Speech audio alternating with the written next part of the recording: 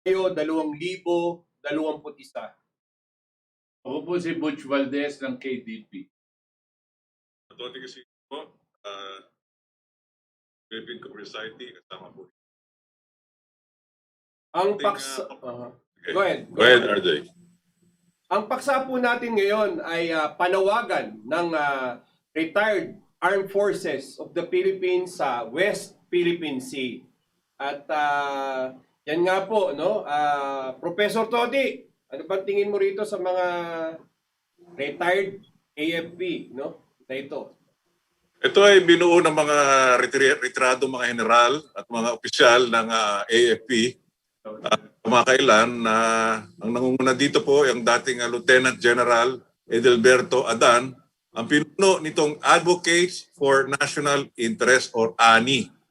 At ayon sa kanilang panawagan, ay may panawagan sila sa ating Pangulong Duterte upang ang kanyang tindig dito sa ating bansa ukol dito sa paglinakawan o pinagkukuha ang teritoryo sa katubigan natin sa karagatan ng bansang China. Ayon nga dito sa kanilang interview sa ANC na sila umaapela sa ating Pangulo kasama ng mga ilang grupo na galing pa sa mga alumni na humihiling kay Pangulong Duterte na bawiin nga daw niya yung kanyang kasalaysay na ayaw daw niyang kumumporma sang-ayon dito sa pambansang interes. At sabi nila, hindi lang daw ang digmaan ang opsyon. Marami pa daw ibang instrumento ang pwedeng gawin ng ating Pangulo dahil sa kanyang kapangyarihan bilang pinuno ng ating bansa. Pakinggan po natin itong interview na ginawa kamakailan dito kay Lieutenant General Edilberto Adan. Meanwhile, a group of retired military and police officers calls on Filipinos to unite against China's repeated incursions over the West Philippine Sea.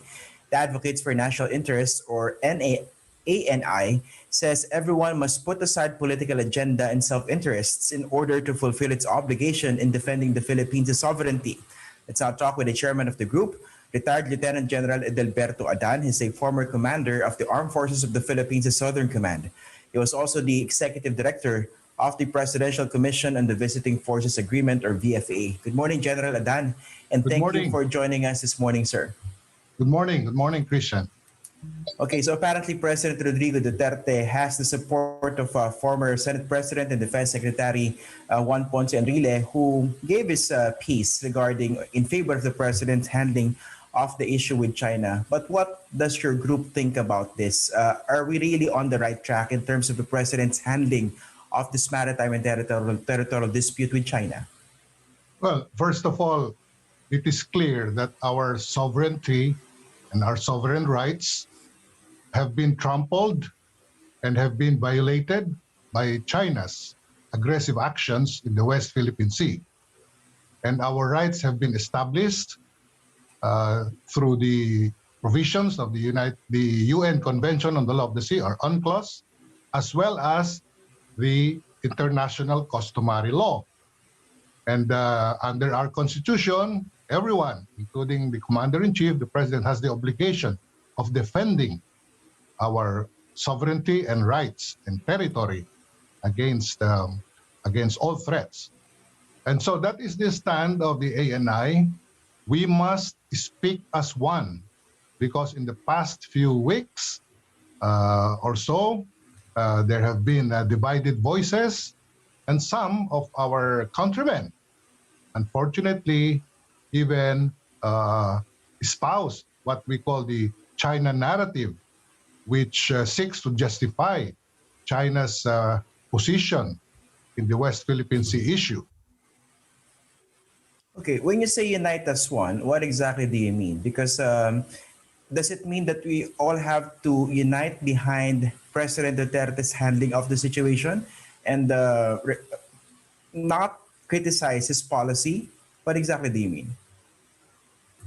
You know, the recent pronouncement of Malacanang that our law enforcement structure, our Coast Guard in particular, will remain and patrol the West Philippine Sea is a welcome development. And we wish a consistency, a sustainment of that policy. However, from time to time, we hear pronouncements such as the West Philippine Sea is already possessed by China, something which we we do not agree with strongly, and as well as many Filipinos. No? And some are saying that the arbitral ruling is just a piece of paper. Again, definitely we strongly disagree. So what we're saying is, why don't we speak as one and say that it is China here that is the aggressor? It has violated international law, and therefore we must stand for our rights. We must not argue. Our people should not argue in behalf of the China version. Is this what the administration has been doing? President Duterte and some members of his cabinet? Well, we have seen the statements of Secretary of Defense Lorenzana. We have heard the protest of Secretary of Foreign Affairs Teddy Locsin, protesting the actions of China, and we welcome that. However, there are contrary statements sometimes issued from Malacanang, like what I said, that the West Philippine Sea issue is possessed by China. And so, you see, there are contradicting statements emanating from our authorities. And so there is a call from our members, and I believe we are supported by many of our countrymen. Dapat isa lang ang boses natin. No? We must speak as one. Okay, so this call Not for lend ourselves. Yes. so this call for unity is addressed more to the administration, to President Duterte and some members of his cabinet. Is that correct? To everyone, to our countrymen, including our leadership. Okay, but how do you think this contradictory statements coming from within the cabinet or coming even from President Duterte is affecting Philippine interests, especially in terms of dealing with China in the West Philippine Sea? Well, as our legal luminaries have said, if we do not make a firm stand, and since the president's words carry the weight of foreign policy, it weakens the Philippines' claim. It weakens the Philippines' position. If we contradict ourselves, we must not allow that.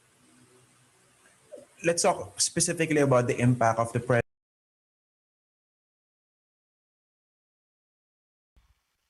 Okay.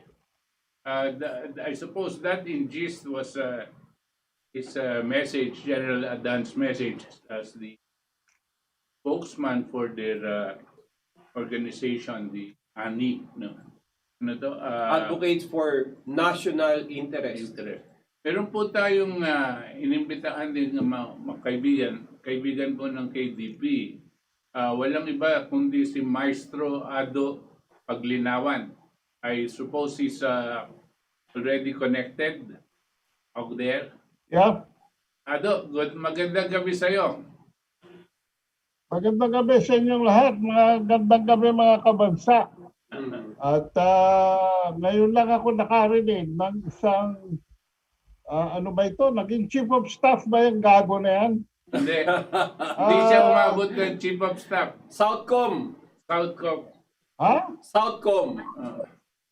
He's calling, this idiot is calling for a united front, and yet they don't want to unite with the elected president of the Philippines. They want to unite with the elected president of the United States. And they call it the Philippine national interest. Yun naman bobong interviewer ng ANC, ABS-CBN yan. No? Kaya kakargahan. Paano napasok sa military ang mga gagong ito? Hindi ko maintindihan at ngayon ko lang naiintindihan. Ito si Ramon Parolan, Air Force to. Serenato de Villa, former Presidential Commodore Plaridel Garcia, Colonel Niceto Fetin, General Rodolfo Biason, Police General Ricardo Sarmiento, Colonel Guillermo Conanan. Babasahin ko isa-isa, no? Para ma-expose ng mga gagong ito.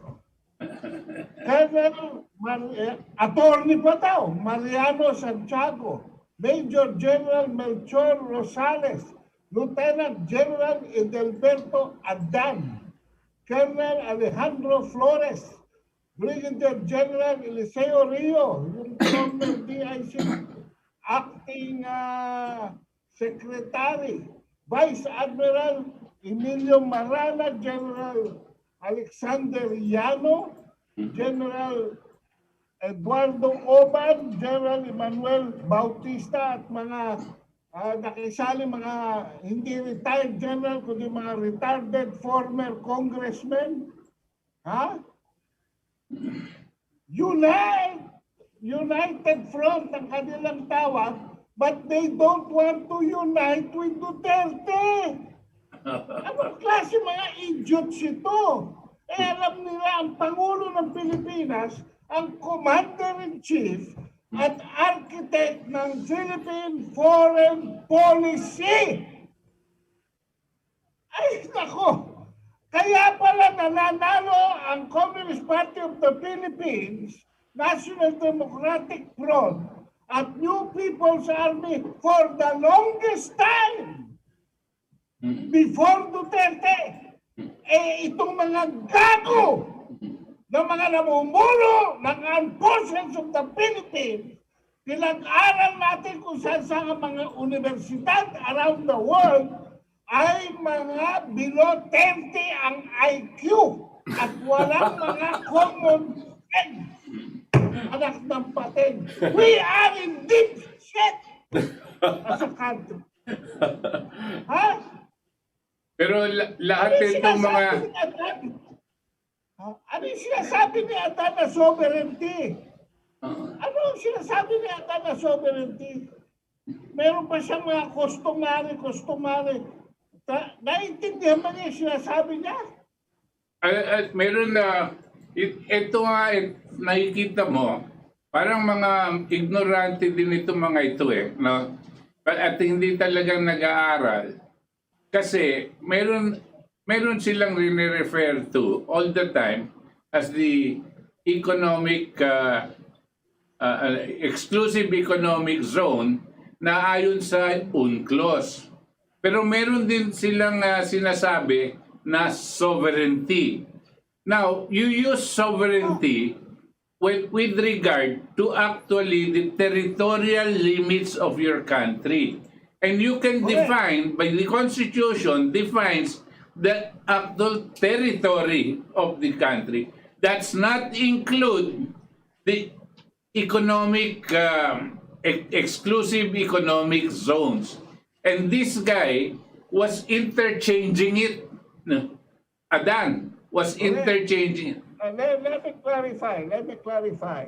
Oh. Wala tayong soberanya, mga kabansa, kundi sa teritoryong ibinigay sa atin ng Treaty of Paris ng 1898 at Treaty of Washington ng 1900. Wala tayong property. Yan lang. Ngayon, noong 1975 to 78, kumilos si Marcos. Alam niyo mga kabansa, ang storya na ito ay nagsisimula sa Treaty of San Francisco of 1951, the purpose of calling for which was for Japan to return territories that were invaded by Japan in its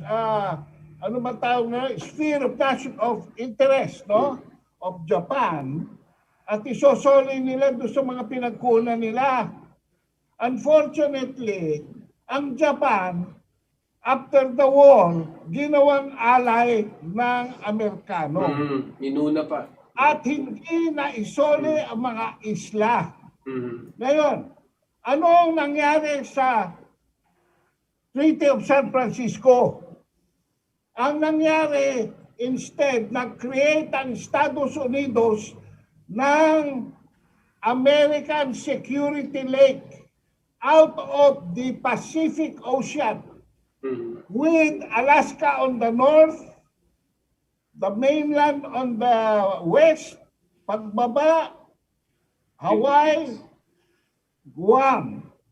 Dito sa kabila ng Alaska, Japan, South Korea at Taiwan, at sa ilalim, nagsasalubong yan sa Pilipinas. Kaya yung buong Pacific Ocean na yan, American Security Lake. Ngayon, ito ang problema. Hindi isinuli yung mga isla. No? Kaya si Marcos Cumilos, kasi kinasify niyang terra nullius. Walang nag-uukupa, walang may-ari. Some islands in the South China Sea, specifically those that are in the Spratly Islands. So we made a move because Marcos was so wise na sabi nila, pag may lumusob sa atin, Palawan na kaagad. So, iurong natin. So, using the principle of terra nullius and the principle of acquisition of territory by occupation, which is allowed by the international law according to traditional and customary practices. Kinuha niya yung tinatawag nating Kalayaan Island Group. Ayan, diyan nagsimula yan. KIG, Kalayaan Island Group. Tandaan ninyo, hindi nag-o-object ang China na nasa Kalayaan Island Group tayo. Tayo ang naunang mag-okupa dyan.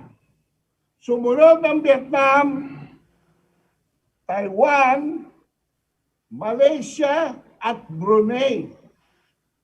Huling-huli na ang China dyan. Okay, ito ang unang bato ko kay Adan. Dahil nawawala si Eva. No? Kumain niya ata ng lansones o mansanas ba yan? At nalaso ng utak. No? Kung mag-object ang China sa Kalayaan Island Group, saan ka pupulutin, Adan? Baka lampas ka pa sa impyerno, lampas ka pa sa paraiso. Gago ka. Pero ang Pilipinas, gusto nila mag-object doon sa ginawa ng China. Tingnan nyo mga utak na mga yan. Ang kanilang armas, bayad lamang. Bayad lamang. Hindi ba nila naiintindihan na malaki na ang military ng China? Okay, ngayon. Ito na. Binanggit ko yung mga nasyon na may at saka isang de facto state na may claim dyan.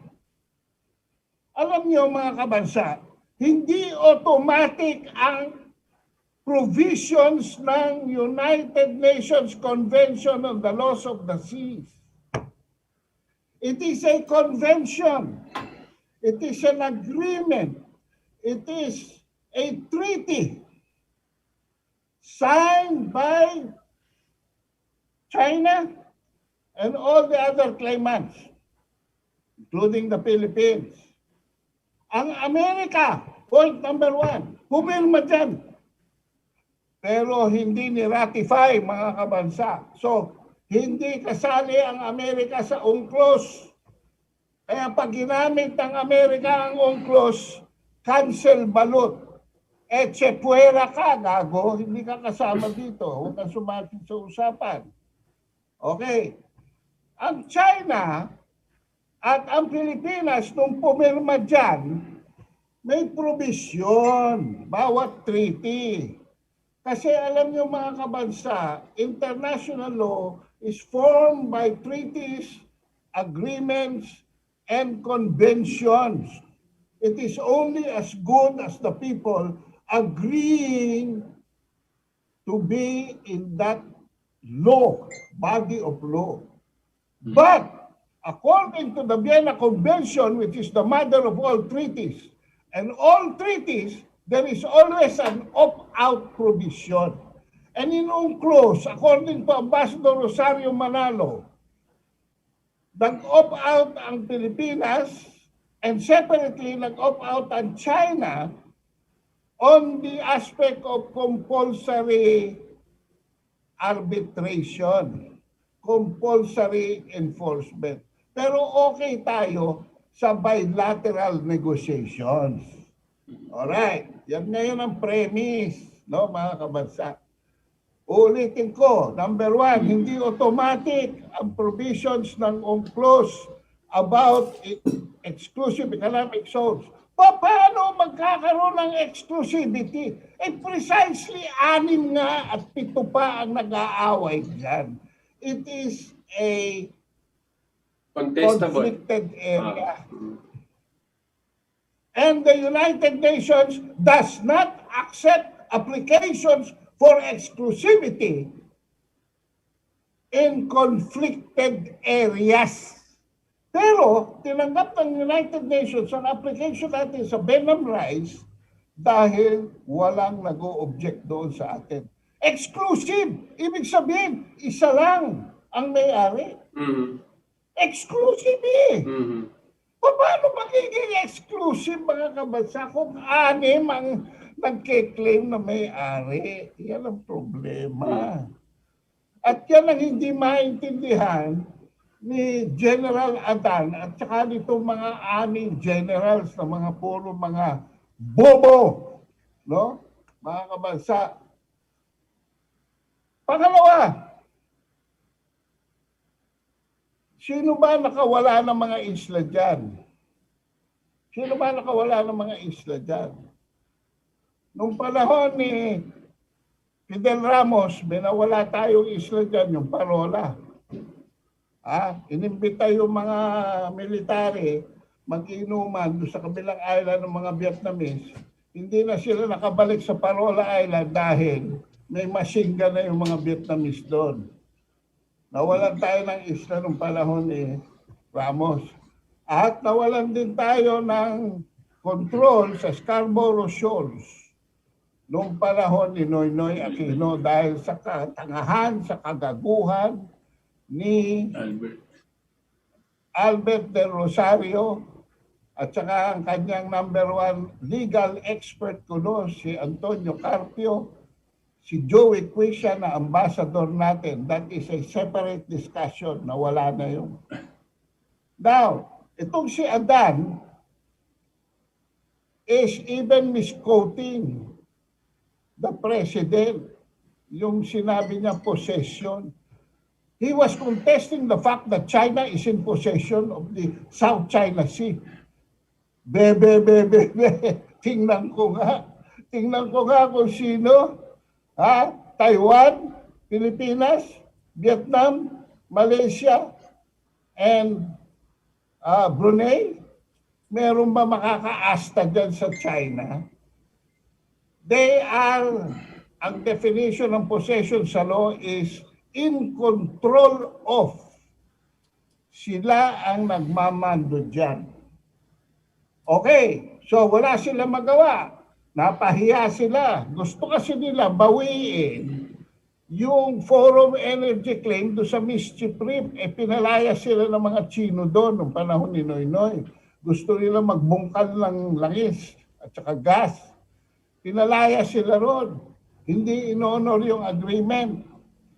So nawalan, nalugi si Manny Pangilinan, si Albert Del Rosario, at kung sino pa mga nag-involve dyan, at yung si Salim, si Anthony Salim, yung boss, yung boss ni Del Rosario, at si Manny Pangilinan, si Anthony Salim, mga kabansa. So para mabawi nila yon, tama-tama, meron namang isang si Kurt Campbell na nag-isip para sa Amerika nung policy pivot to Asia. where 60% of the military force of the United States will be shifted from all over the world to the Asia Pacific by year 2020. So they had to create a scenario. RJ, Butch, Yeah. and Toti, sino ba ang nagsimula ng gulo sa Scarborough Shoal? Ang RPS Gregorio del Pilar. It is a gray ship. It is a military ship. What did it do? It arrested 5 to 7 Chinese fishing boats and boarded these fishing boats that were carrying the PROC flag. In international conventions, that is an open declaration of war against the flag that those other ships were carrying. Mabuti na lang may dumaan na Chinese Coast Guard and it caused a standoff. Alright? Pero klaro-klaro dyan mga kabansa, hindi China nagsimula dyan. Ang ating sariling Philippine Navy. Ngayon, nung magka-standoff, si Joey Quisha nag-arrange ng negotiation sa US with Kurt Campbell, who was then Assistant Secretary for the State Asian sa Affairs. Washington, D.C. At nag-usap together with former, yung Minister of Foreign Affairs ng China, yung former ambassador to the Philippines, si Fu Ying. Nag-usap sila pero wala namang agreement na na-reach. Now, there are two versions. Pre-empt, yung first version, nag-preempt si Harry Thomas, ambassador ng US sa Pilipinas. At sinabi kay Albert de Rosario, okay na, pwede na kayo umalis doon. Binerify naman kay Quisha na ang understanding ni Quisha is a simultaneous pull-out. Unfortunately, the Rosario ordered the pull-out, wala naman palang agreement, but a misunderstanding. So, hindi nag-pull-out ang China. Sa gera, sa standoff, kung sinong lumayas, siya talo. Very simple. And up to now from then, China has been in control of that area. So, yan mga kabansa, in-establish ko lang na vested interest ni Salim, ni Pangilinan at ni Albert de Rosario ang pinaglalaban nila rito. Ngayon, nahalata yata ni Noynoy Aquino. Kinuha ni Noynoy Aquino through Paquito Ochoa si Antonio Trillanes para mag-back channeling. No? At ang actually, mga DDS na nakikinig, pasensya na kayo. Pero tama si Trillanes. Bakit? Ang posisyon ni Trillanes, negotiation. At number 2, quiet negotiation. Huwag na lang maingay. Huwag nang gumamit ng megaphone diplomacy. Ito naman, si Brady, siyempre, boss niya si Albert de Rosario. Actually, itong ini-expose ni Enrile, mali si Enrile dyan Tama si Trillanes Yung nga lang, na megaphone nila si Trillanes. Si Trillanes nag-walk out doon sa privilege speech. Kaya talo. Palalo ka sa argumento, talo ka, para kang yung RPS Gregorio del Pilar, nag-pull out hindi nag-pull out si Enrile. Natalo. Ang gustong palabasin na Enrile, tama siya. Hoy! Bang Johnny, nung panahon ni Noynoy, kay Noynoy Aquino ka. Ngayon, sa hindsight mo, nakikita mo, successful si Duterte. Duterte ka naman ngayon. Ay, nako. Mga kalokohan ito mga ito, dapat expose na Sa totoo lang tayo mga kabansa, walang joke-joke dito. Walang joke-joke. Sa facts lang tayo. Huwag tayong magbulahan. Dahil kaya-kaya tayong hagupitin ng China sa panga. At ang Amerika naman, walang ginagawa mga kabansa. Kung hindi ibala tayo sa kanyon, hoping na magkagera between China and Philippines para ma-invoke niya yung Mutual Defense Treaty. Ngayong alam nyo na kung ano nangyayari dyan. Adan, at kayong mga generales puertes, di bobos, di scholarship, di gagos. Ngayong alam nyo na ang facts. Kanino kayo mag-unite? Kay Del Rosario? Bakit? Ano ba si Del Rosario? Ano ba si Carpio? Mga civilians na yung mga yan. Sinabi na ng presidente, itong polisiya natin. Pero nandun pa rin kayo kay Del Rosario? Nandun pa rin kayo sa Amerikano? Nandun pa rin kayo sa mga interes na ni Anthony Salim? Tapos magsasalita kayo, mga hayupa kayo, patay gutom, hampas lupa, walang hiya. National interest natin yan. At sinasabi nyo ba na ang China ang kalaban? Talagang mga gago na kayo. Ewan ko ba kung ano nang kinakain nyo araw-araw. Siguro araw-araw may diarrhea of the mouth kayo. Ano? Bakit? Diarrhea of the mouth. Sino nagbigay ng bakuna sa atin? Sino nagbigay ng tulay sa atin? Sino nagpahiram ng armas sa atin nung ayaw magpadala ng Amerika sa Barawi? Sino nagbibigay ng loan sa atin? Sino nagbigay ng regalo ng mga bridges? Sino gagawa ng mga railways natin? Sino nagpadala ng boring machine recently? Anong ginagawa ng Amerikano? Wala! So China ang kalaban? China is the enemy? Sabi pa nitong bobong former magistrate, associate justice na hindi naman naging chief.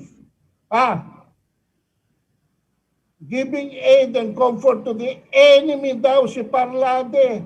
Hoy! Carpio! Tinatawag mong enemy. Sino ba? Kayo ang enemy.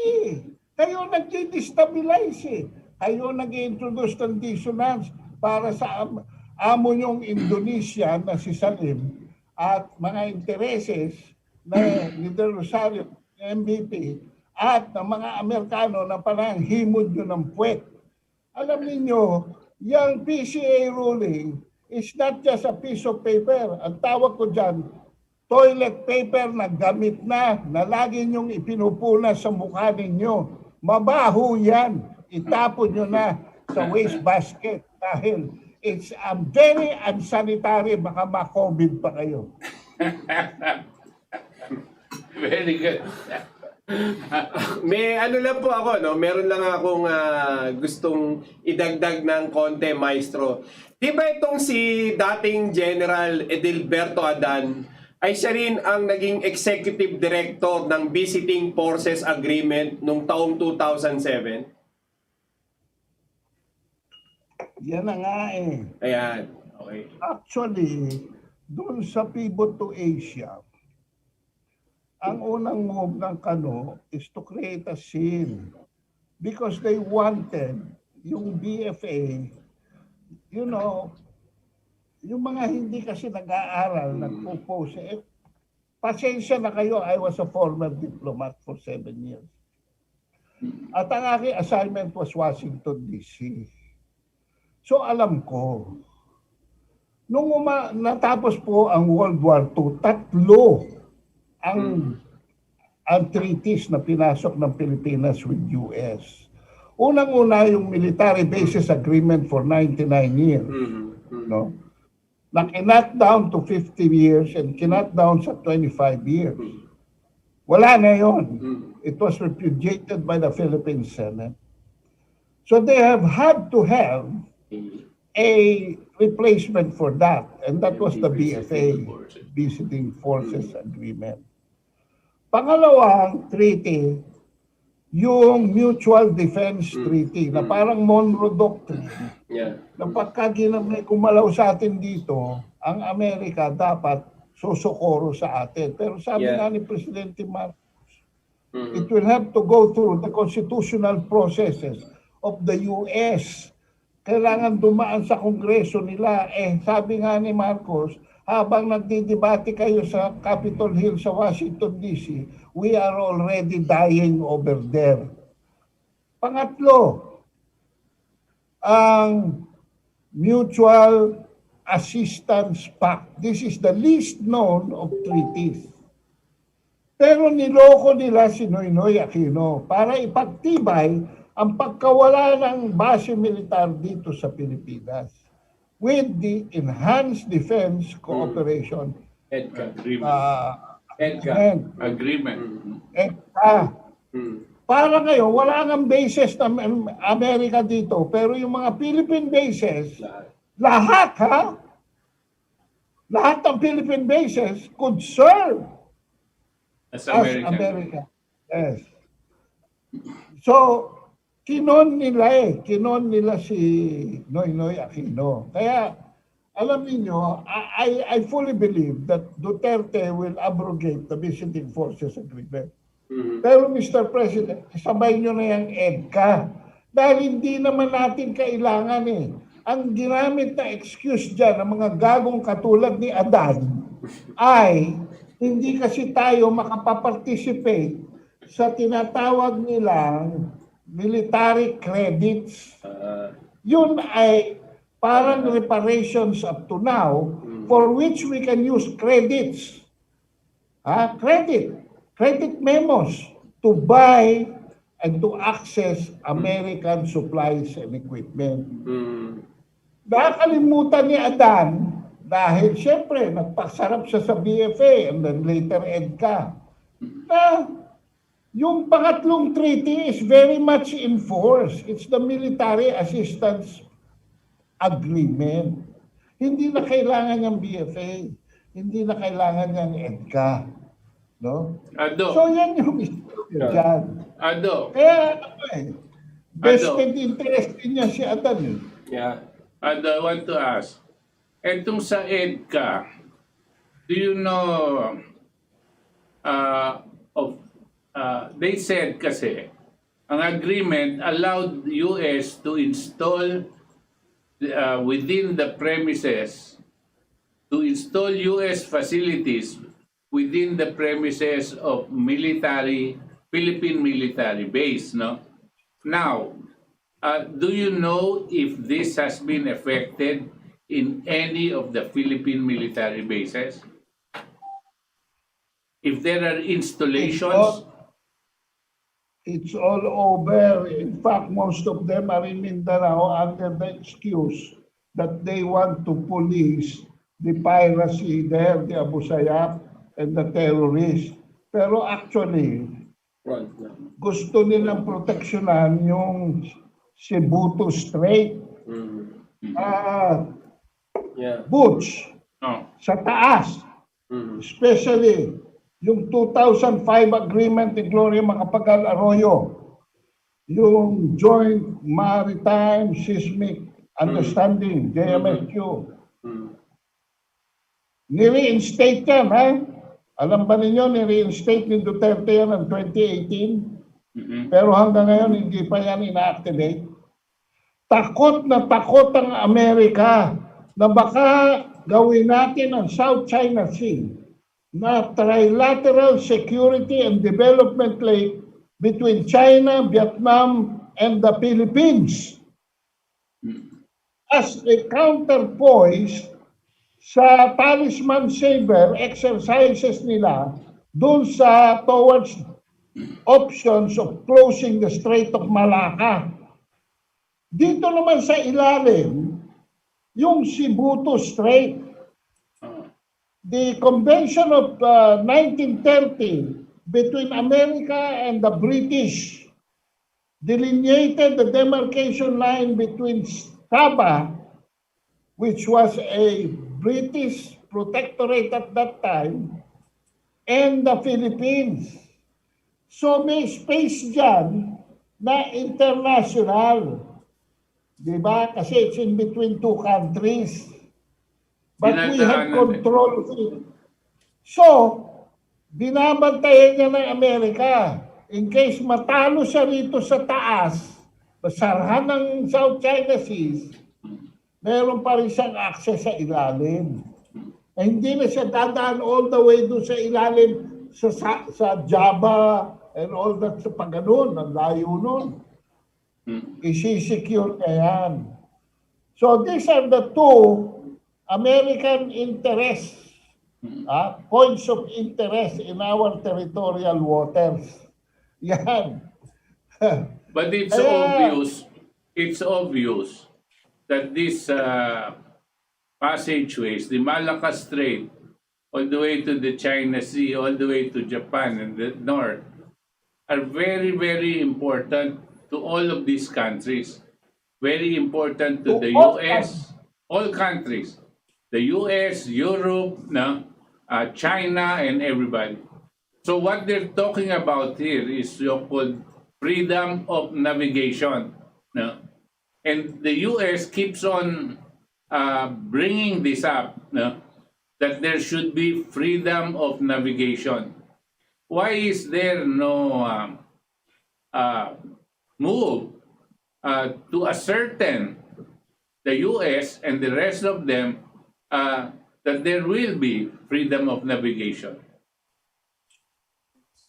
The freedom of navigation, or FON, is an extension of the foreign policy of the United States that they call American exceptionalism.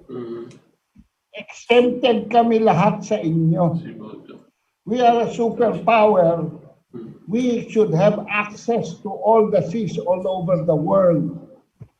Pero sila, alam mo ba, they have boots on the ground in 134 countries, and they have bases, 70 bases all over the world. Right. So, basta freedom of navigation.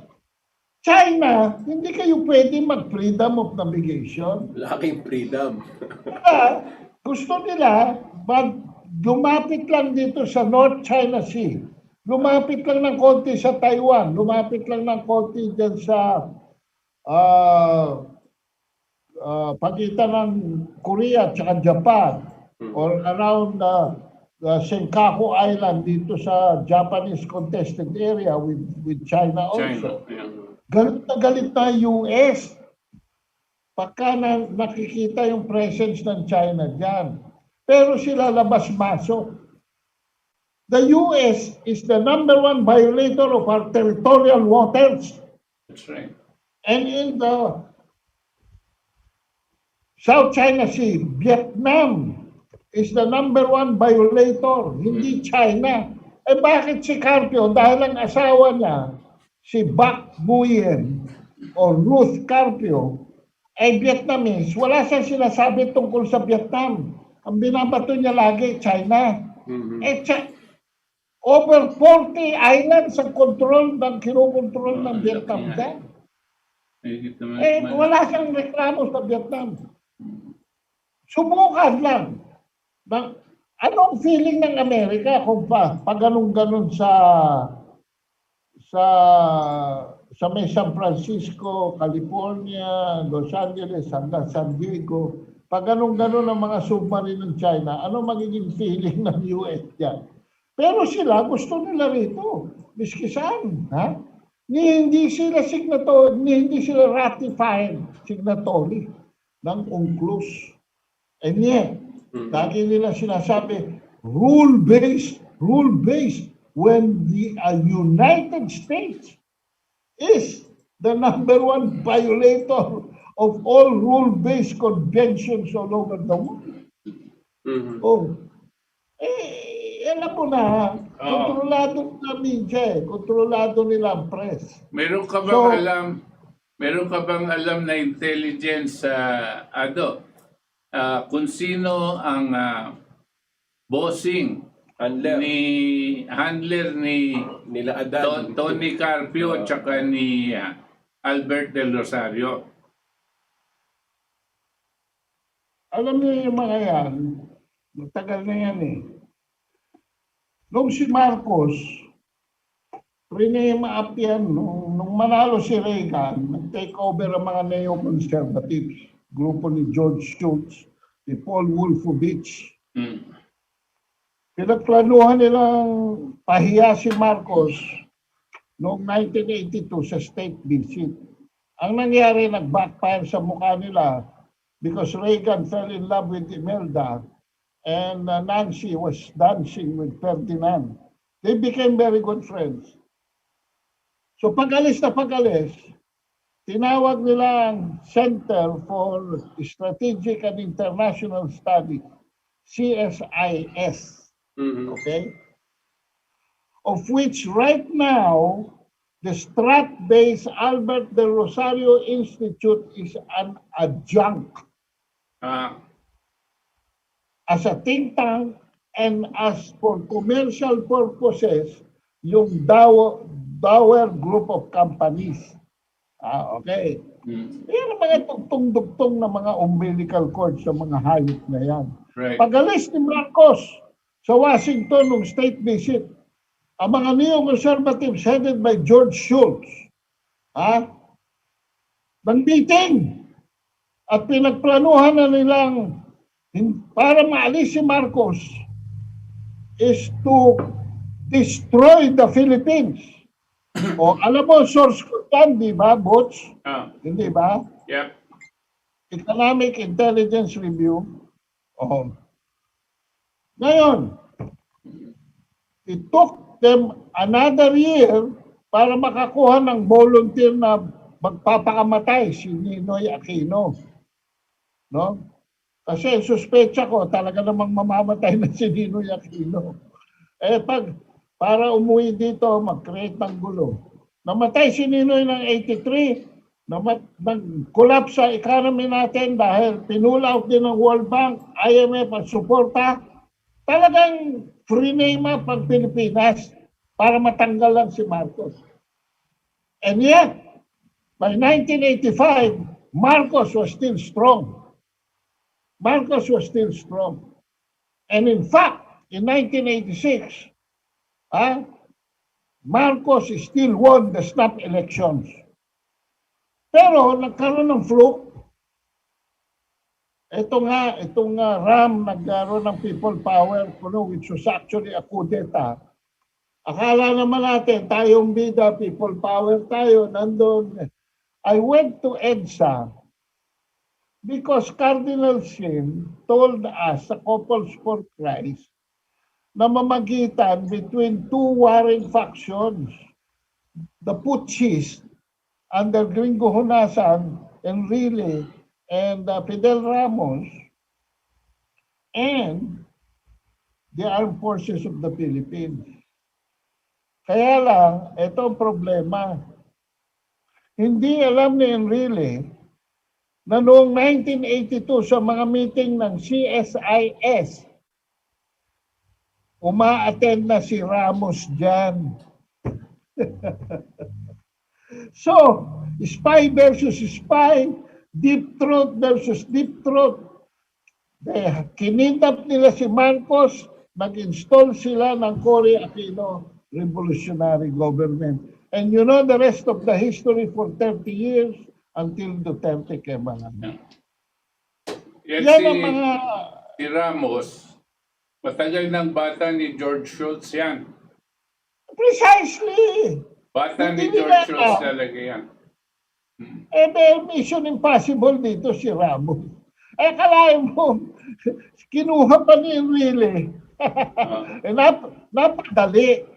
Kasi ang basa ko doon, kung talagang kudeta yun, ang sabi ko nga kay Mang Johnny, nung nakausap ko siya, alam mo ba, Mang Johnny, you said no to an auspicious opportunity to become the head of state of the country. That's Kasi right. nanalo na yung kudeta. That's right. But that is his... Tumanggi ka kasi ang labanan nun, American Boy 1 versus American Boy 2. Oh.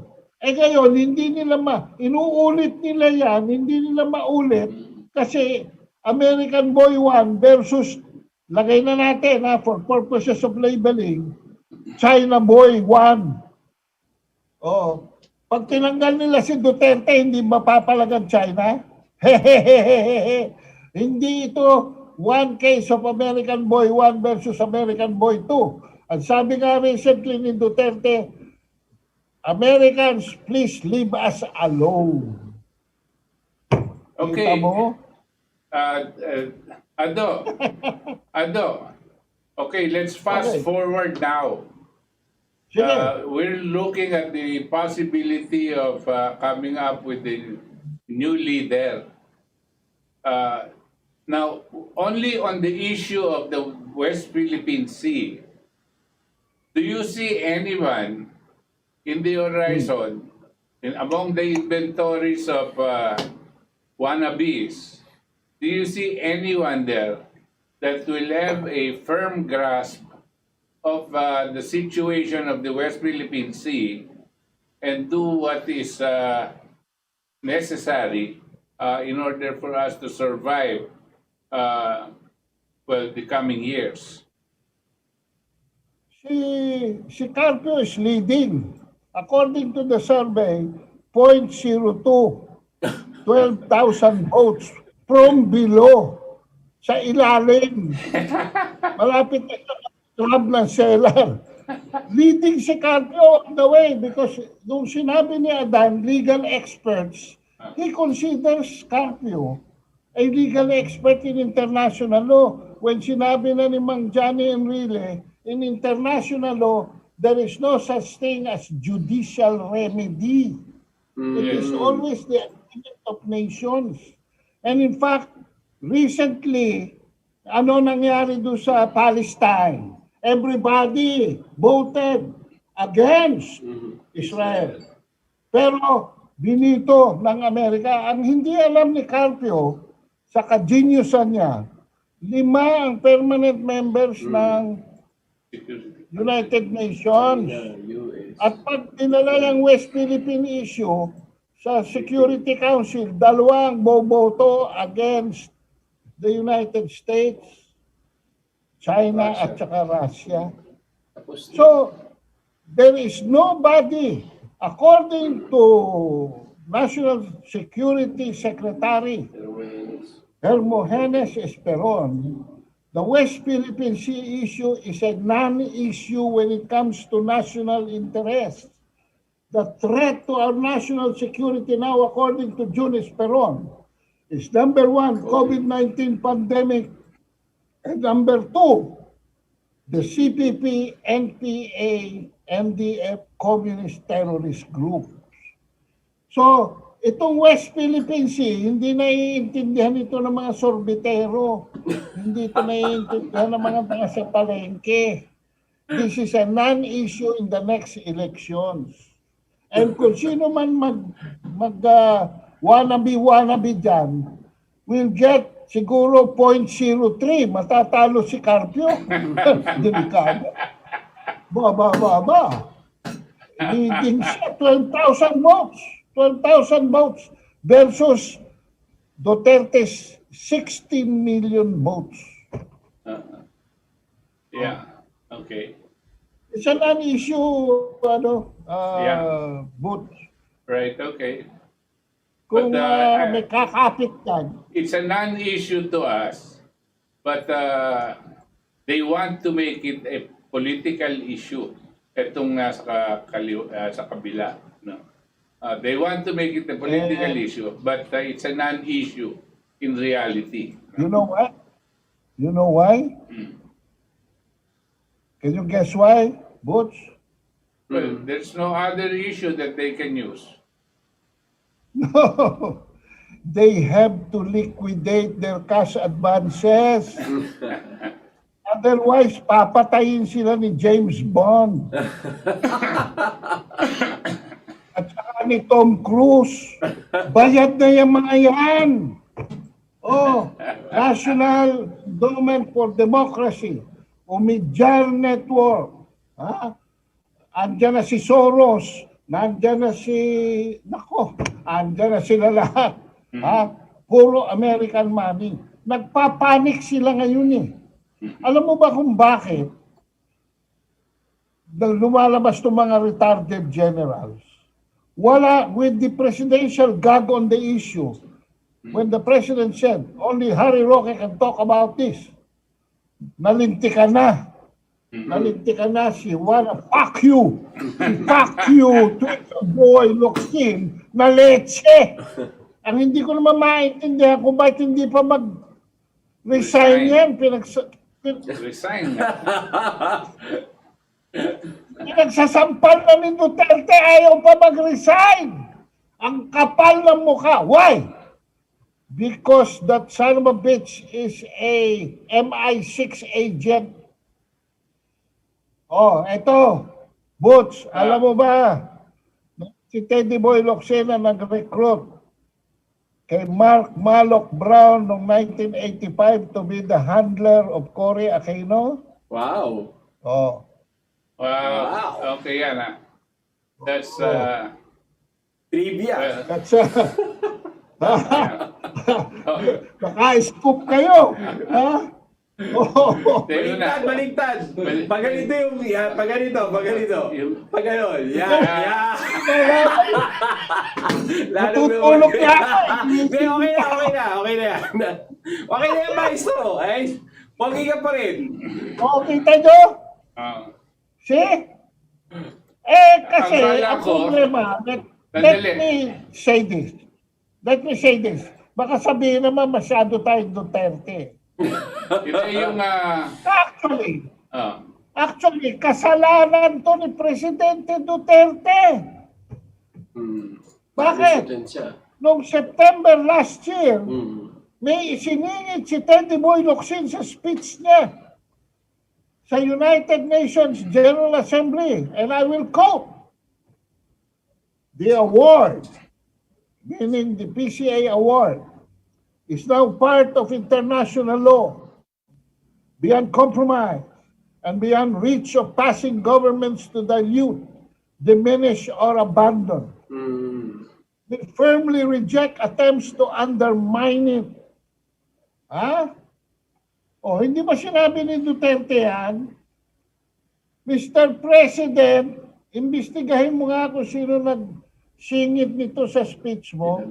At palagay ko, walang iba kundi si Teddy Boy Locsin. Who is perhaps the best speechwriter in the country today. Siningit ito ni Teddy Boy Locsin.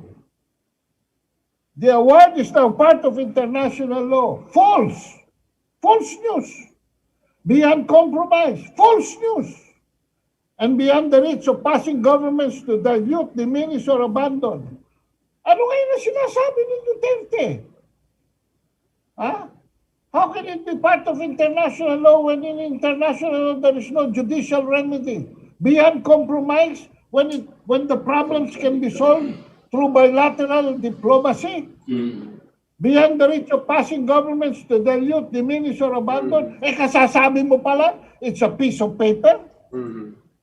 You yourself diluted it, diminished it, and abandoned it, Mr. President.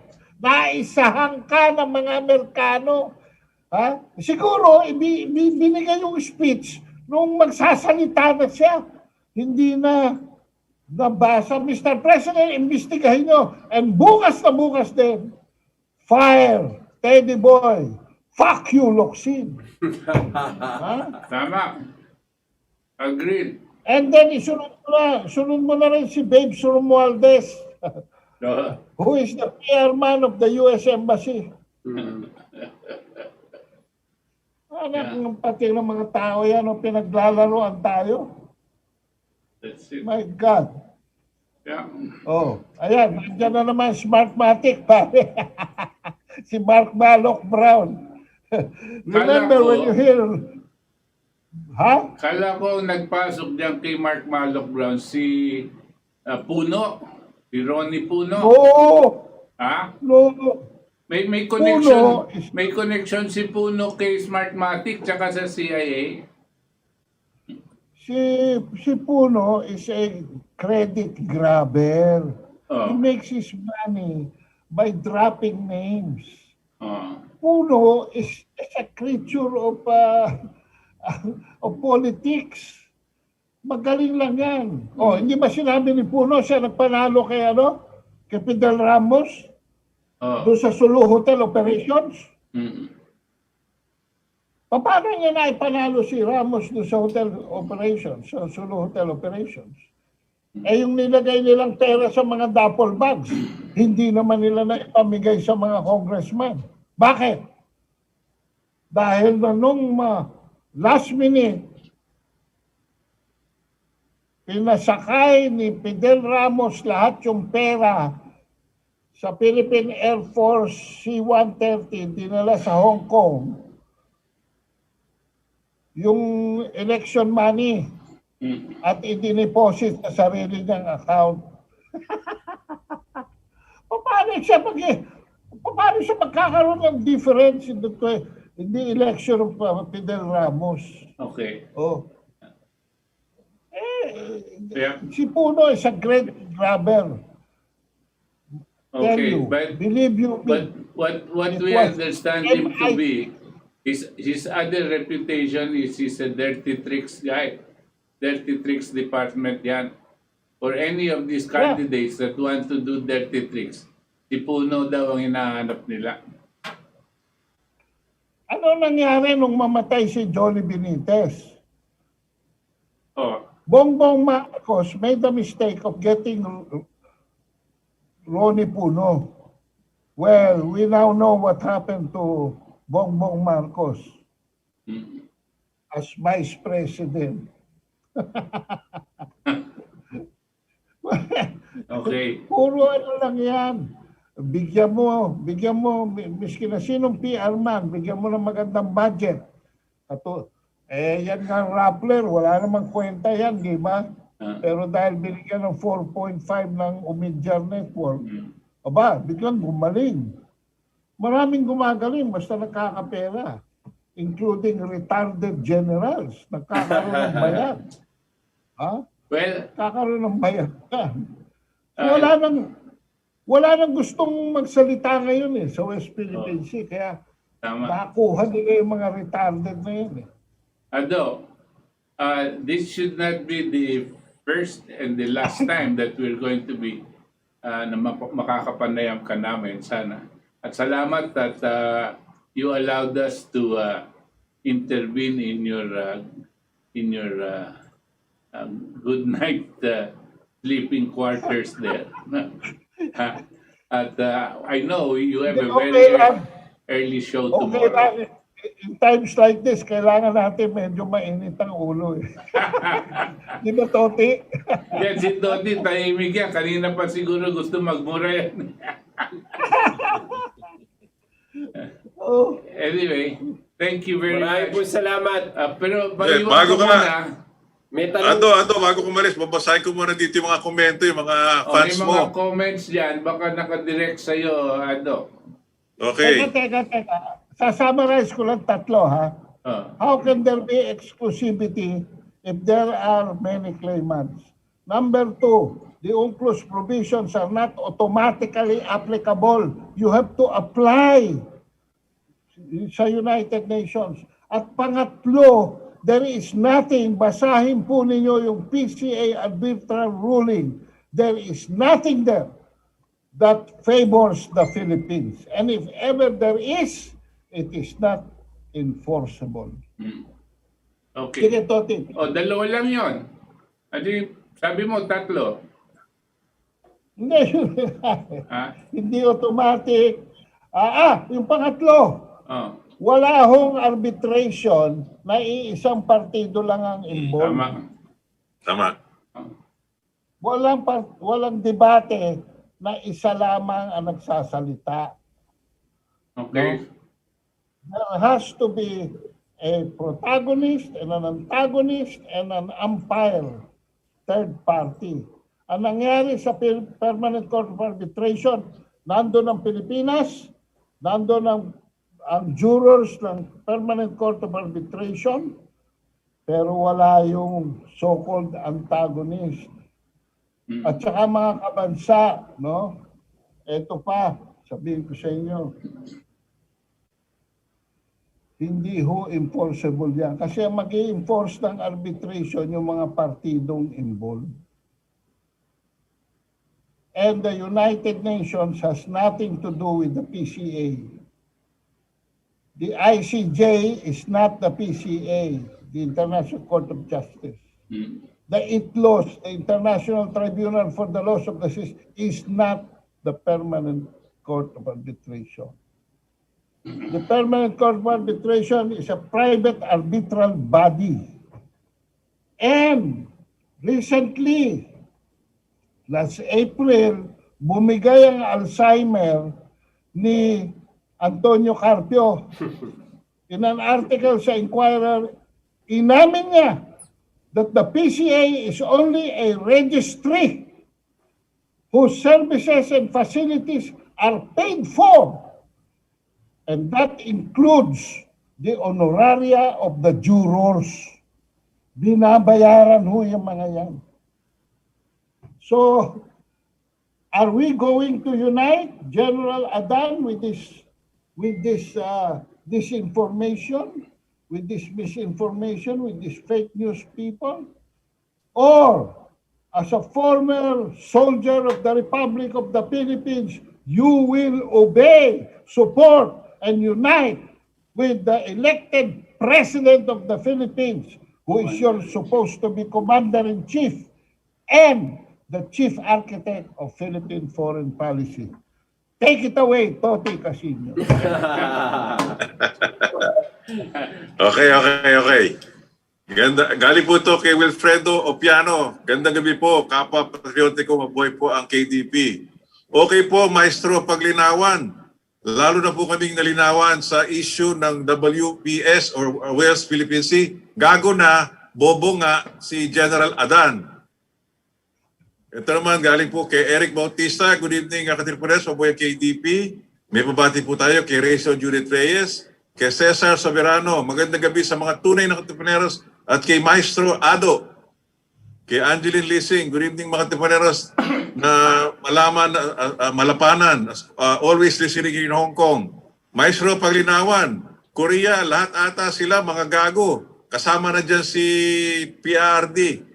Talagang mawawalan tayo ng property dahil ang mga nagmamayari na ay mga kampon ng mga diablo. Sabi, no property but happy. Kay Zenea Arcilia, good evening mga sir, listening here in Hong Kong, and God bless po mga Katipunan.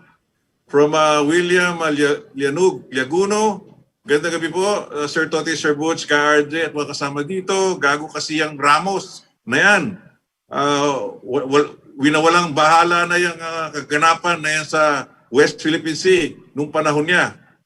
Kay John Cyril Onato, good evening, Sir RJ, Sir Toti, Sir Butch, Sir Maestro. At sa inyong lahat na nandito sa KDP, watching and listening here from Capiz. Well said, Sir Maestro. Tama kayo dyan, Sir Maestro. Sinabi mo pa, talagang mga buang, yung mga gago niyan. Tama kayo, sir. Mga nag-aagaw talaga ng mga tsekwa sa West Philippine Sea. Ang mga oligarko, gaya nila Panot, Abnoy at Trolianes, kasama mga alipores nila at mga gagong mga isip, pahamak sa ating bansa at traidor. Kay Angelo Solano, tama kayo dyan, sir. Mga ulupong ng medyang mapanlinlang ng bayaran at kawatan sa binayaran ng elite cabals para hulihin ang tensyon sa West Philippine Sea. Kay Marmalade Pie, Dr. Shiba said, bottoms up movement now.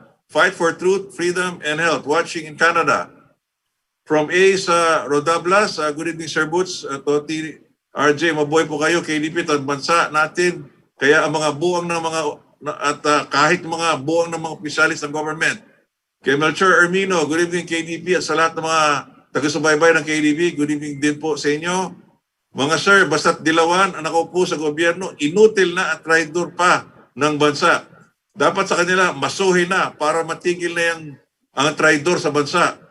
Parang COVID scam lang yan, mga sir. Niloloko ni Duque ang kanyang boss dito sa COVID idiot niya. Kay Nick Borromeo, good evening po mga sirs and everyone.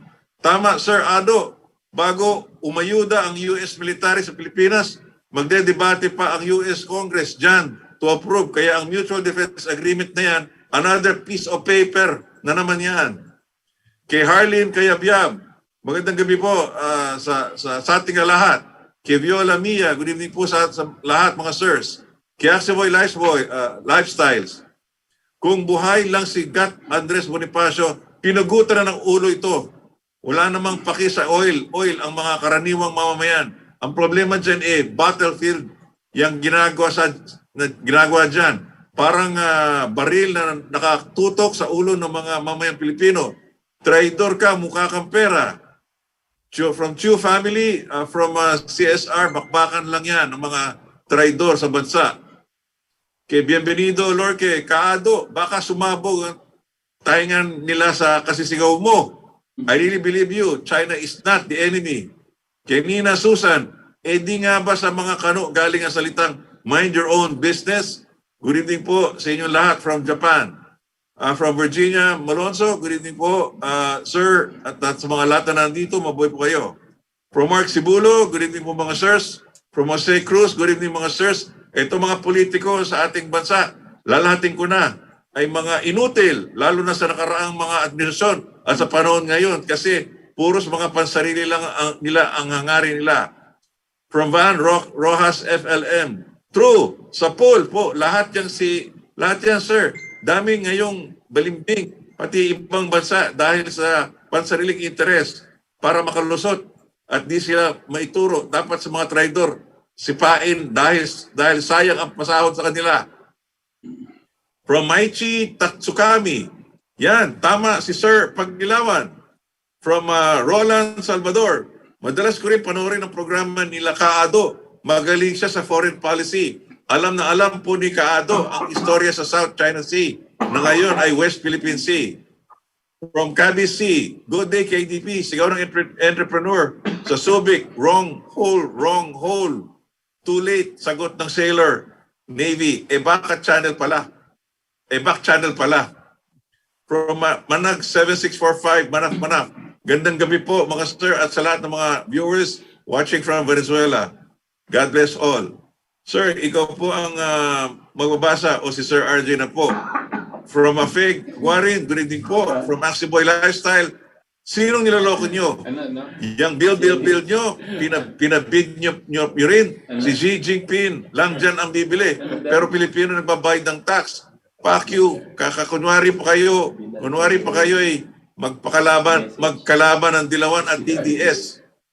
Sorry Sir Butch, nag-dislike ako. Huwag kayong padala dyan. Kunwari lang yung magkakalaban ng DDS at Dilawan, pero pareho silang nagbebenta sa China. Tayo lang ang ginagatasan ng mga yan.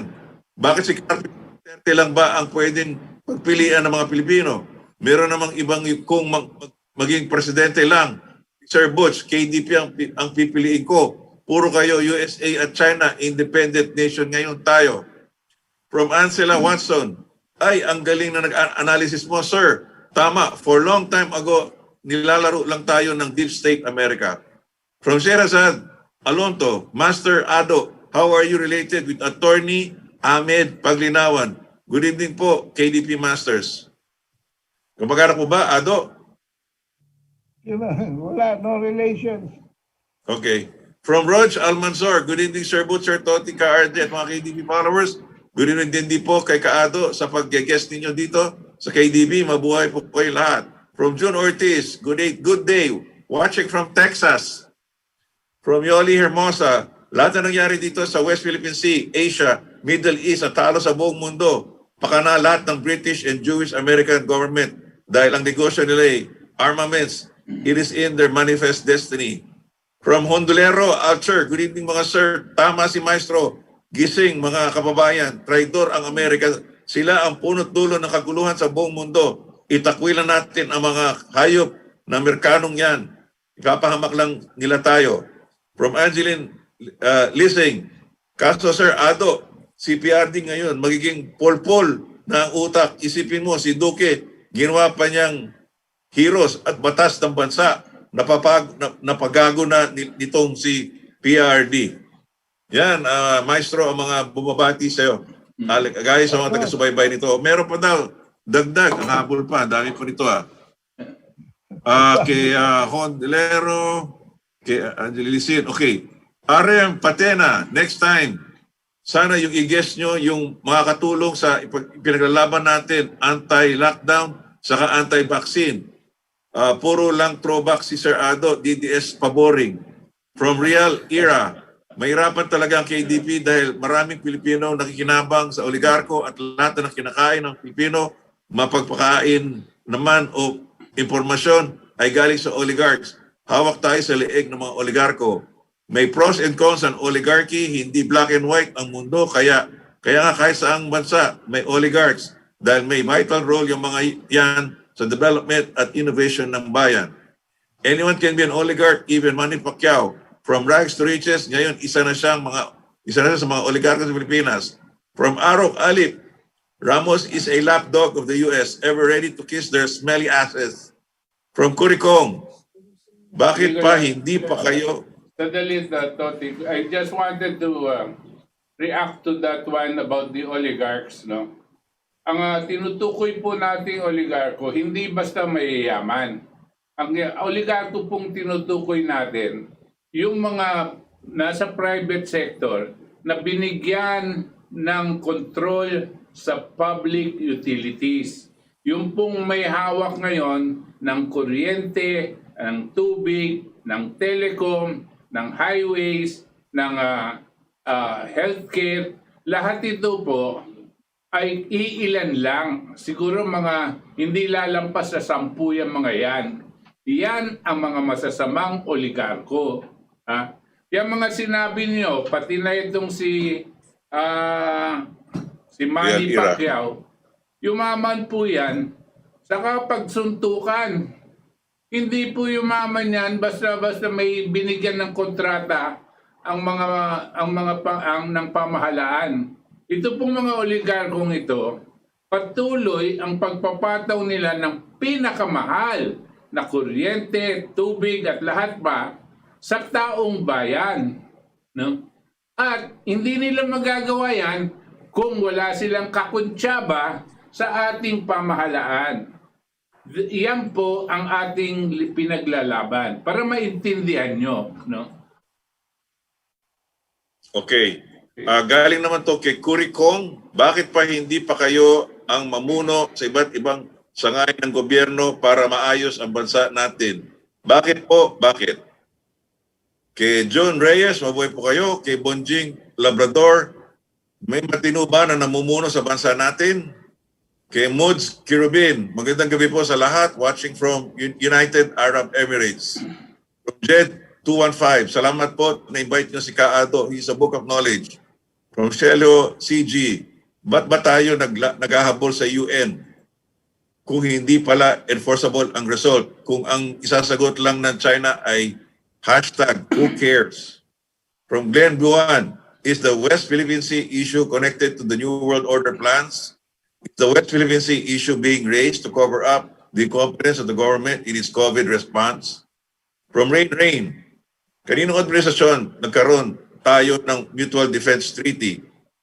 From Oscar Loyaga, kaya nga nagpadala si President Marcos ng Marines noong 1970 para bantayan ang mga islands dyan sa West Philippine Sea. From Eliseo Salonga, tanong ko lang po kay Sir Ado, sang-ayon po ba kayo sa makba ng Pangulo upang maayos ang problema natin sa West Philippine Sea, o meron po kayong mas maganda pang kayong suggestion? Magre-react lang ako doon. Actually, wala ako nakikita problema natin sa West Philippine Sea. Kasi yung mga balita naman lumalabas, katulad ng mga fishing boats na nag-swarm doon, pinalalabas ng Amerika, militia. Hindi naman eh. Actually, yan din ang ginawa ng 100 fishing boats ng Pilipinas nung makatagpo sila sa may Zambales ng bad weather, umakyat sila sa Scarborough Shoal, 100 sila ron, nagkopong-kopong din sila. Ang hindi kasi naiintindihan ng karamihan ngayon, hindi na hinahabol ng barko ang mga isda, mga kabansa. Dahil sa increased technology sa satellite, yung behavior ng mga isda, no? Yan ang mga yan, may mga breeding, manganganak, tapos iiwanan yung mga anak, maglalakihan hanggang sila mamatay. Meron silang mga behavioral patterns. Kaya at some points, inaabangan na lang sila ng mga fishing boats. At may mga kaugalian, katulad ng China, 1951. May 1, pagdating ng May 1, ano na sila, moratorium. No? Sino Tayo, wala tayong disiplina. We fish 365 days in a year. Kaya yung Visayan Sea at Sulu Sea, halos wala ng isda. We have to have, sabi ko nga, isa lang pwede maging solusyon dyan, which is a code of conduct. Ngayon, takot na takot din ng Amerika dahil ang code of conduct na gusto matatapos na with ASEAN is with China, hindi kasama ang Amerika. Lahat gustong pakialaman ng Amerika eh. Paano naman sila sasama dito? More than 10,000 miles away sila. Wala naman silang membership sa UNCLOS. Ano ang kanilang teritoryo rito? Wala. Ultimo nga sa India, pinalalayas na sila ron ng India eh. Anong ginawa nila? Inipit nila yung vaccine ng India. Kaya ang India ngayon, Diyos ko, nakakamatayan dyan. Alam niyo, marami mga komplikasyones na mahabang diskusyones, no? Na hindi nangyayari ang karamihan sa mundo na aksidente lamang. Karamihan yan, may humuhugot, may tumutulak, merong nakikialam, no? Wala tayong problema sa West Philippine Sea. Dali lang siya. Na hindi abot ng diplomasya. Wala eh. Ang problema dito kina Carpio, kina Del Rosario, hindi nila tinatanggap ang diplomacy as an enforcement tool. Diplomacy is one of the best tool of international law whenever especially there are conflict. Ang gusto nila multilateral. Ang gusto nila confrontational. Ayaw nila ng amicable settlement. Ayaw nila. At ang gusto ng Amerika, ayaw nila tayong humarap sa China. Gusto nila, katulad ng Australia, padadaanin sa Amerika. O ano nangyari sa Australia? Naging mouthpiece ang Australia ng Amerika. Tira ng tira si Morrison. Tira ng tira. Banat ng banat. Ano nangyari? Tinanggal ng China ang maraming exports ng Australia. Alam niyo kung sino nag-supply ng mga imports sa China? Amerika. Sinulot pa ng Amerika ang Australia, mga kabansa. Matapos kami, sinulot pa. Yan ang mga realities. No? And diplomacy, as much as possible, the United Nations is premised on peaceful settlement. Kaya nga may UN eh.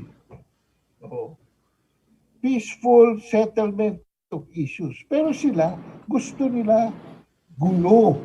Gusto nila violence, gusto nila gera dahil ang negosyo nila ay sigalot, ang negosyo nila ay armas at ang kanilang objective ay hindi magkaunawaan ng mga bansa.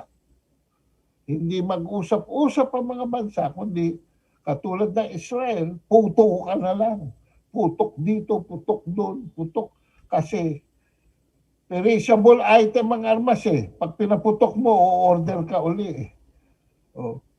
But we are now harvesting from China, who by the way, is sharing not only with the Philippines but the rest of the world through the Belt and Road Initiative. Kaya nga tama si Enrile eh.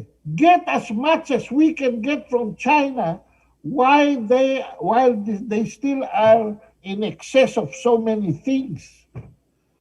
Kailan tayo hihingi? Pagka paubos na. At kanino tayo hihingi? Sa Amerika na hindi naman nagbibigay kung hindi may kapalit. So, ano ba ang diferensya ng independent foreign policy? Ano ba? Ngayon, ang hirap, no? Ang hirap. Katulad nitong ating mga Senado, may balita lamang. Aandar na kagad, no? This might be an unrelated field, but let me mention it. Sinabi ni Parlade, for instance, ni Lieutenant General Parlade, if the Senate defunds NTF-LCAC, then they are stupid. Alam niyo ba kung anong ginawa ng Senado? They passed a resolution to possibly defund LCAC. So sino nagsabi na stupid ng mga Senado? Mga sarili nila, inamin nila. If conditional yung mood, ginawang categorical yung 5 bobong senador eh. Ang hindi naintindihan ng senador, may building sila 9 billion at ang kanilang gastos every year is 9 billion. Ang isang senador, ang isang year ng Senate, 6 years, 54 billion ang gagastusin niya. Plus yung 9 million ang building nila. Alam niyo ba, proposal ko, by the way, Butch dyan sa building na ginagawa sa Bonifacio City, Global City. Gawin na lamang state-of-the-art government hospital yan. At for the dishonor of the 15 senators, tawagin the Senate Medical Center. Wala na eh. Mula noong 1910, ginawa ang PGH. Nagkaroon lang ng landmark reform sa government hospital noong panahon ni Marcos. Ngayon lang uli, kapapay lang ni Bongo ng sari-saring bills. Kaya ngayon ang gusto ko idugtong eh. Ako, hindi ko pinaalis si Duque dahil bobo siya sa COVID. Hindi ko siya pinaalis dahil corrupt siya sa denbak siya. Pinaalis ko siya dahil as Secretary of Health kay Gloria Macapagal-Arroyo, naging PhilHealth Chairman pa at ngayon 5 taon under Duterte. Ni isang ospital, walang naipatayo yan. Gago na yan. Bakla yata yan eh. Wala!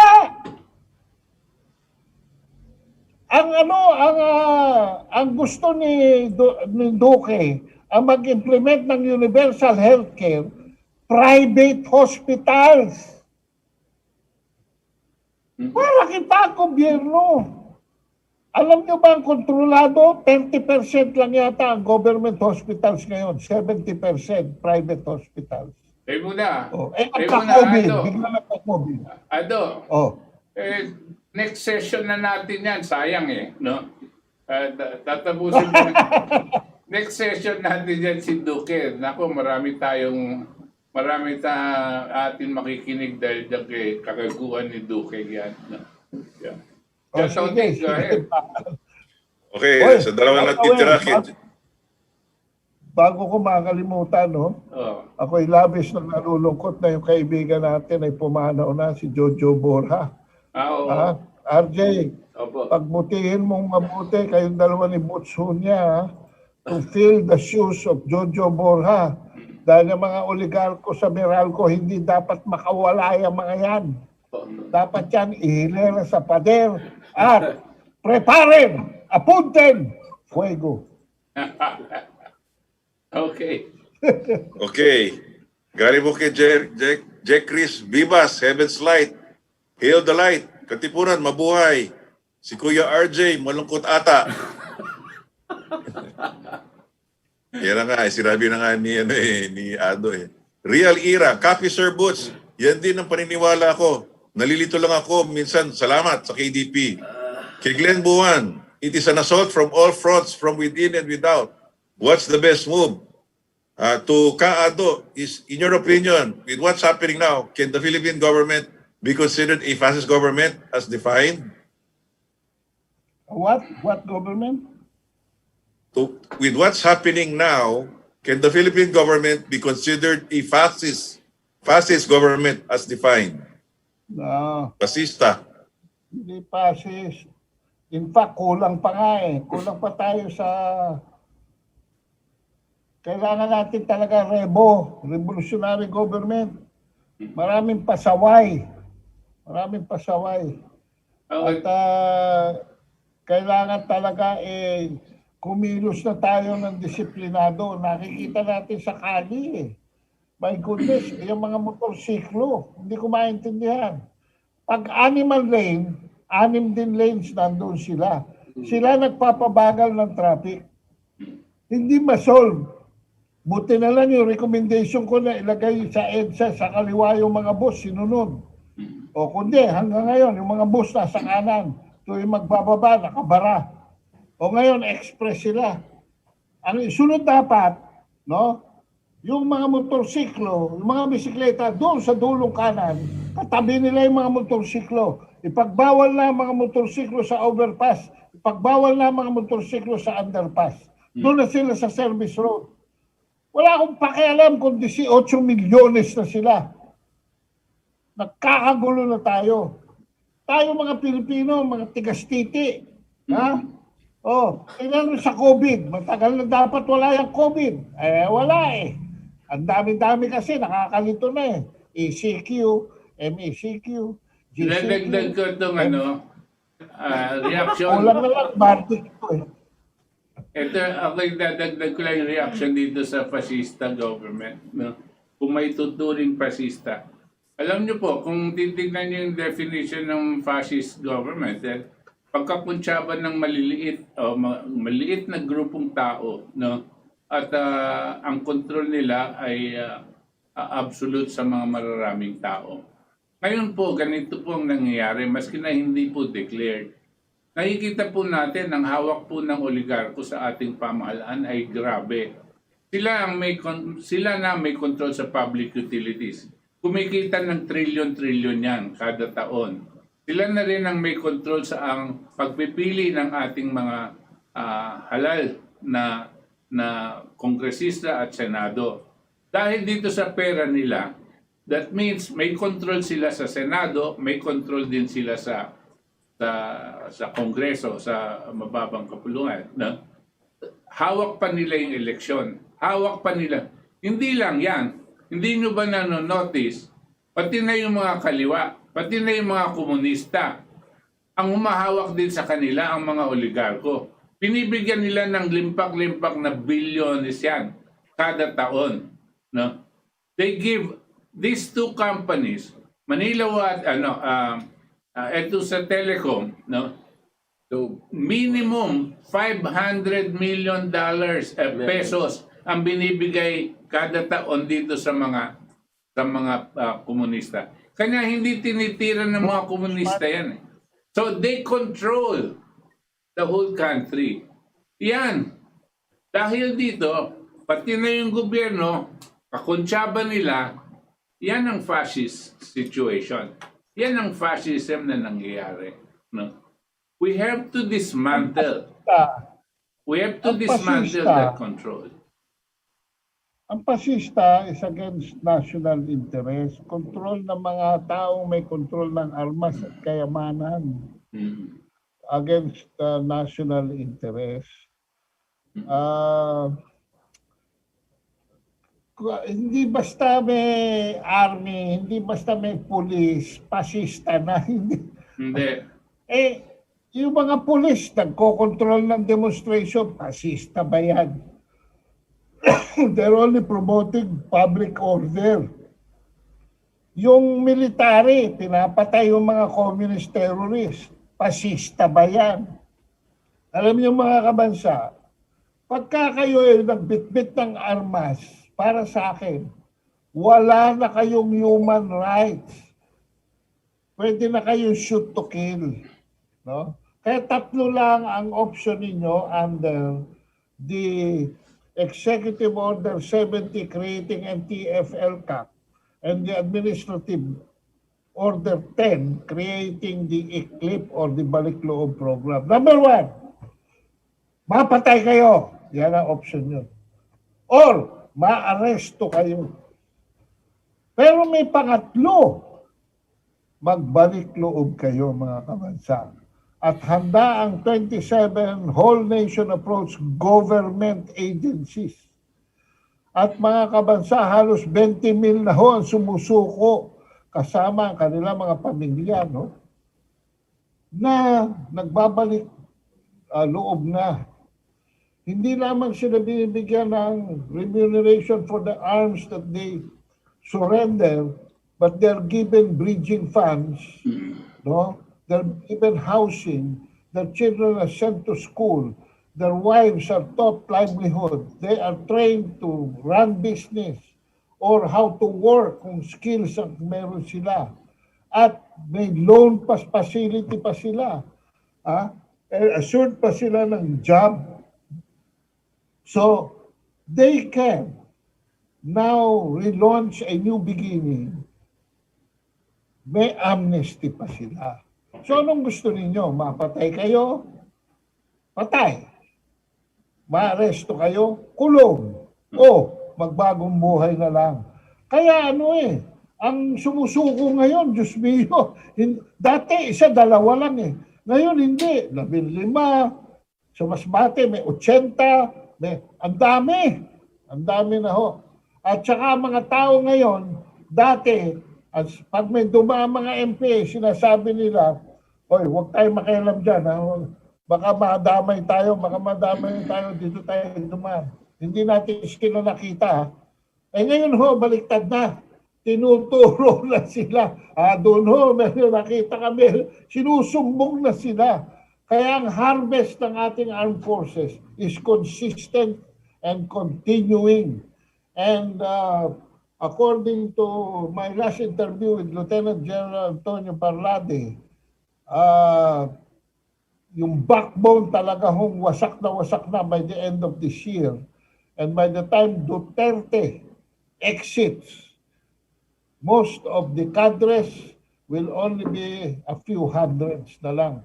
Kaya itong mga asta nitong mga retarded generals na ito, na kung 30 years hindi na nila naresolba, mga kabansa.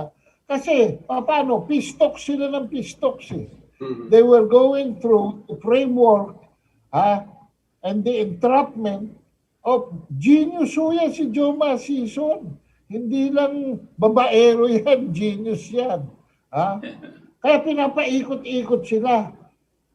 Noong una ayaw pa maniwala si Duterte until General Parlade showed Duterte kung ano yung kaiser.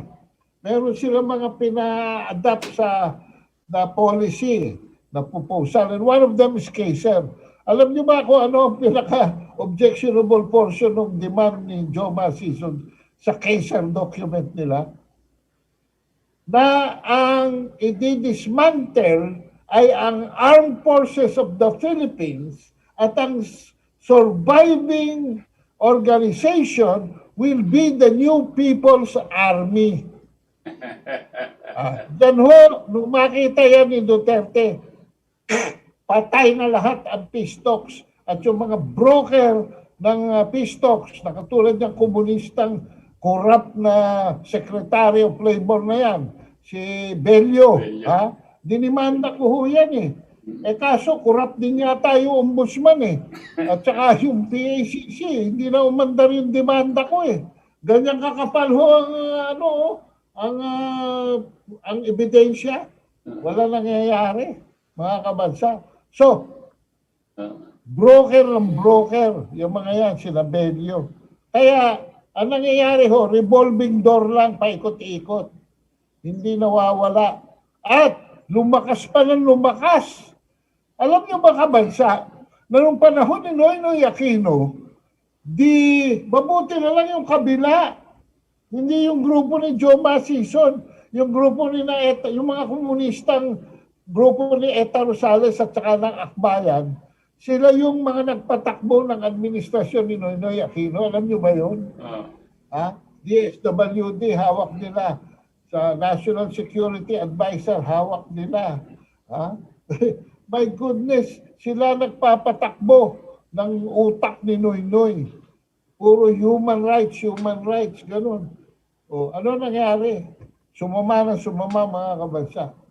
But with NTF LCAP and NTF ECLIP, balik loob program, yung mga hindi nagawa ni Adan, yung mga hindi nagawa ni, no, babasahin ko ba ulit yung mga pangalan ng mga gago na yun? Hindi na. Mga retarded dyan.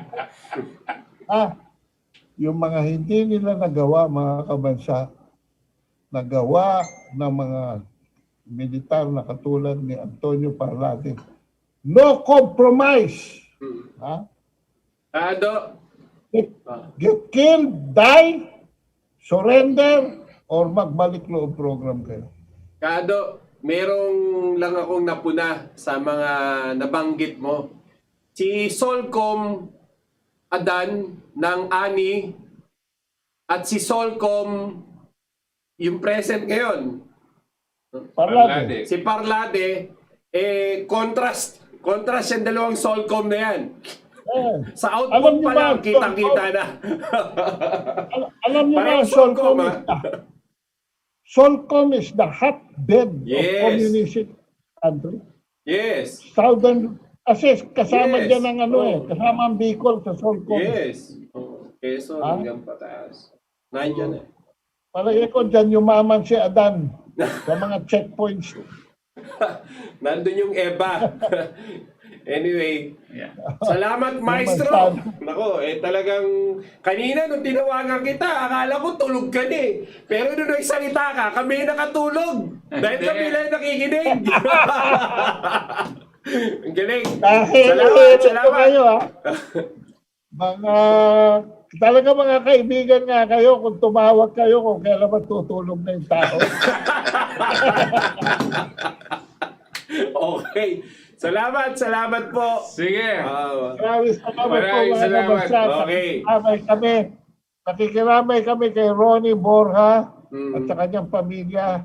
Kaibigan namin si Jojo, mahal namin si Jojo. Si Jojo po isa sa mga bayani natin na lumaban sa mga oligarko at binantayan ang Energy Regulatory Commission na walang ginawa kundi mangumisyon.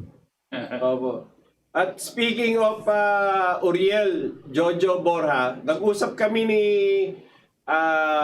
Mayor Jun Simon kasi isang kwarto raw yung papeles. Isang kwarto yung papeles ng Napocor, saka ng ERC dun sa condominium ni Jojo Borja. Pinag-iisipan namin paano Nakakita kasi ako na Xerox machine niya sa likod mo eh. Xerox machine ba yan? Baka pwede padala doon sa condominium ni kasamang Jojo Borja para makuha yung mga dokumento. Anyway, dito sa palatuntunang Talakayan Bayan, meron kami rito meron kaming tawag dito sabay-sabay na ginagawa. No? Anyway, pa-end na naman yung ating program bago tuluyang humaba yung buhok ni Professor Toti. No? Talagang nakinig lang talaga. Siguro, Professor Toti, magsabi ka na ng ating pangwakas sa pananalita. Maraming salamat din at pinunlakan mo kami, Maestro Ado. Tiyak na marami sa ating kasubaybay ay nabigyan na namulatan ng mga bagong impormasyon. Dito na po kami magpapaalam. Ako po si Toti Casiño. Maraming salamat. Si Butch Valdes po, magandang gabi po sa inyo. Maestro, kayo po. Maraming salamat sa inyo, mga kabansa. Ay alam nyo, idol ko si Toti Casiño. Dahil si Toti Casiño ang minura at pinagalitan ng mga senadores dahil sa issue ng pagdaraya sa eleksyon. Maraming salamat po. Magkita-kita ulit tayo. Okay. Baka in the future, magkita kayo sa Senado ni Senator Toti Casiño. Maestro Senator Ado Paglinawan. Anyway, sabay-sabay po natin isigaw. Mga kabansa, mabuhay ang Pilipinas! Mabuhay! Buhay!